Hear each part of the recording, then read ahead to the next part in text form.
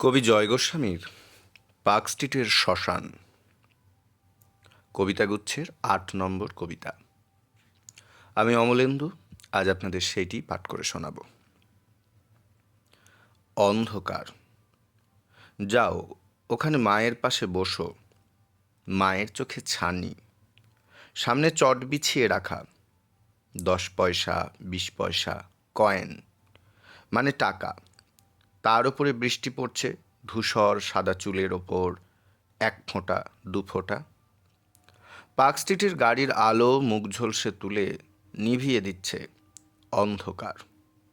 যাও ওখানে বসো মায়ের পাশে। থুতনি সরু, চুপসে যাওয়া গাল, ফুটপাত কই, তক্তপোষ নিচু বারান্দায় পানের বাটা সামনে নিয়ে বসে রয়েছে অন্য একটা বুড়ি।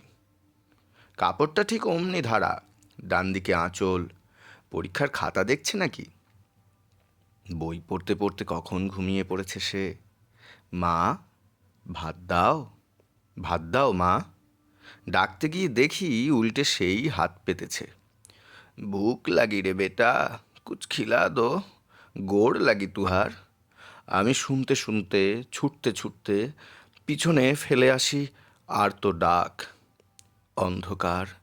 আমার মাকে তোমার কাছে রেখে পার্ক স্ট্রিটের শ্মশান তখন দ্বিগুণ দ্বিগুণ আলোয় ধক ধক।